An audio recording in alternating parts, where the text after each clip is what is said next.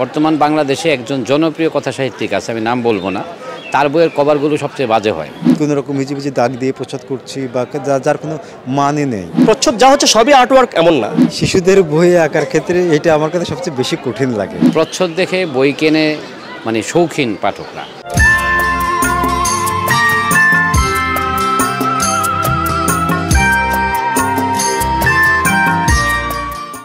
গল্প, কবিতা, উপন্যাস, প্রবন্ধ যখন এই নামগুলো তৈরি হয় তখন আমরা সিলেক্ট করি যে কোন আর্টিস্ট দিয়ে কাজটা করাবো, কারণ এক একজন আর্টিস্ট এক এক রকমের কভার ভালো করেন।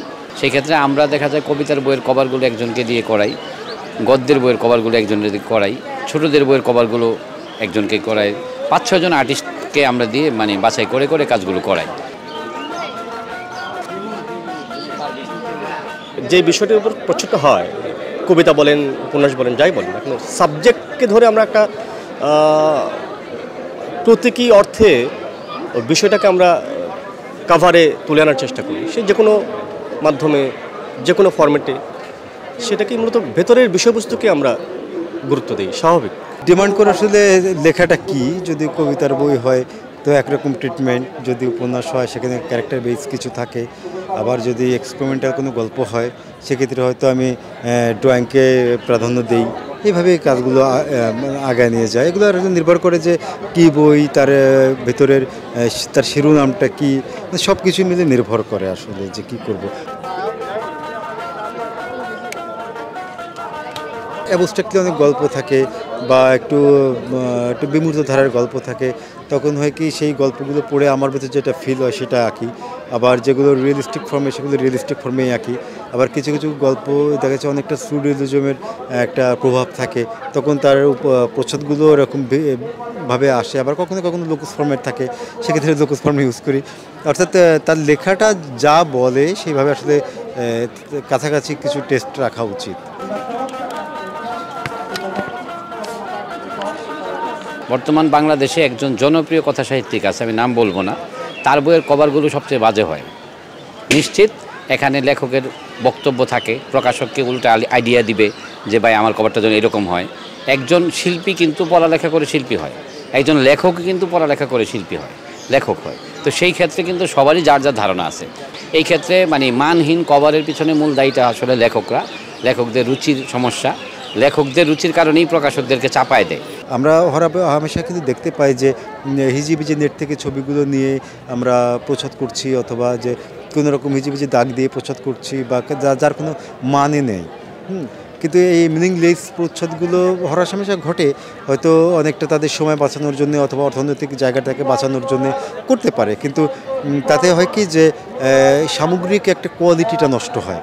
এখন এটা অনেকটা দায় লেখক বা প্রকাশকের, সে আসলে কী তার বইয়ে কী দিতে চায়, কীরকমভাবে প্রকাশ করতে চায়, এই দায়ভার তো তাদের অবশ্যই থাকা উচিত।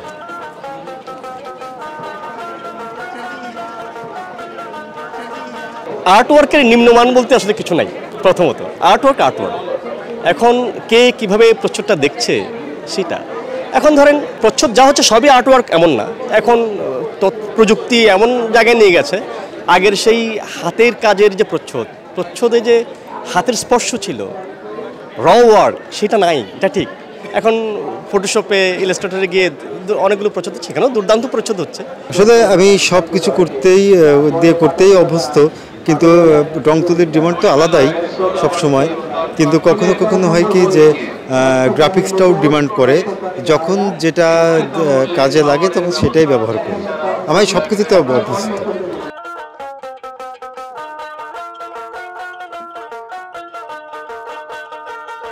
বাচ্চাদের ক্ষেত্রে যেটা হয়, একটু কালারফুল করতে হয়। বাচ্চারা একটু কালারফুল জিনিস পছন্দ করে, একটু ড্রয়িং টাইপ হলে সেটা বেশি পছন্দ করে। বড়দের বইয়ের ক্ষেত্রে সেটা আলাদা, ছোটদের বইয়ের ক্ষেত্রে সেটা আলাদা। ছোটদের বইগুলো সাধারণত মজার বই হয়, আমরা আসলে খুব মজা করে ওদেরকে শেখানোর জন্য বইগুলো করি। সেই ক্ষেত্রে কাভারও সেই মজার বিষয়টা রাখার চেষ্টা করে আর্টিস্টরা। শিশুদের বই আঁকার ক্ষেত্রে এটা আমার কাছে সবচেয়ে বেশি কঠিন লাগে এই কারণে যে শিশুদের মন বোঝা খুব মুশকিল। কিন্তু বাচ্চা যেহেতু তারা নানান রং দেখতে পছন্দ করে, তো রঙের প্রাধান্য থাকতে হয় বেশি। এবং ড্রয়িংটা হতে হয় তাদের মতো করে, তাদের মানে আমি যদি এখন বাচ্চাদের বইয়ে খুব বড়দের মতো করে ড্রয়িং করি তাদের কিন্তু হবে না, একদম ওদের টেস্ট অনুযায়ী কিন্তু আঁকতে হয়। যে ওরা বেশি কার্টুন ফেস পছন্দ করে, দেখা যাচ্ছে প্রাণীগুলো আছে প্রাণীগুলোর ছবি বেশি পছন্দ করে। মূলত শিশুদের বইয়ের কাভারটা করার সময় আমাদের সবচেয়ে বেশি সচেতন থাকতে হয় যে এমন কোনো রং যেন আমি কাভারে না দিই যে রংটা শিশুকে উগ্র করে তোলে, শিশুকে অন্যভাবে ডিরেকশন দেয়, সেটার দিকে আমাদের খুব একটু নজর রাখতে হয়। তবে যেটা হয় যে সবসময় বিষয়বস্তুর উপর নির্ভর করে কাভারগুলো হয়, তো ফলে বিষয়বস্তু অনেক সময় আমার রঙের ডিরেকশনটা দিয়ে দেয়।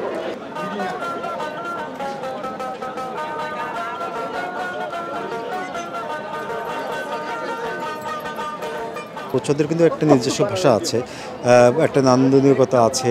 যেমন আপনার একটা লেখার ভিতরে যেমন তার একটা জৌলুস থাকে বা একটা ভাব গাম্ভীর্য থাকে, প্রচ্ছদেও এরকম থাকা উচিত। এবং এগুলো নির্ভর করে আসলে আমি কী আঁকতে চাই, কীভাবে প্রকাশ করতে চাই, আমার রুচিটা কী।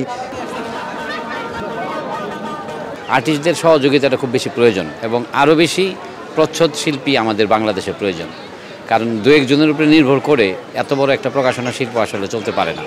যার ফলে আর্টিস্টরা তো মনের খেয়ালে কাজ করবে, তারা একটু উদাসী থাকবে, সব কিছুই আমরা মানি, কিন্তু খুব বেশি উদাসী হয়ে যায়।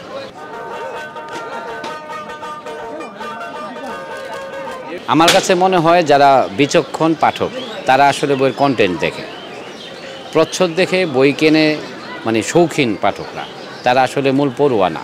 প্রচ্ছদ দেখে যারা বই কিনে তারা আসলে ভুল করে, মূলত বইয়ের কন্টেন্ট দেখে কেনা উচিত। সূচিপত্র দেখবে, বইয়ের ফ্লাপ পড়বে, তারপরে বইটা বোঝার চেষ্টা করবে। সুতরাং বই মেলা মানে বই দেখবে, উল্টাবে, পড়বে, ভালো লাগলে কিনবে।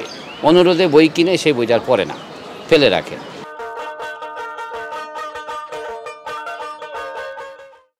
সংবাদ, ফিচার ও অনুষ্ঠানের জন্য ভিজিট করুন সংবাদ প্রকাশের ওয়েবসাইট এবং যুক্ত থাকুন ফেসবুক পেজ ও ইউটিউব চ্যানেলের সঙ্গে।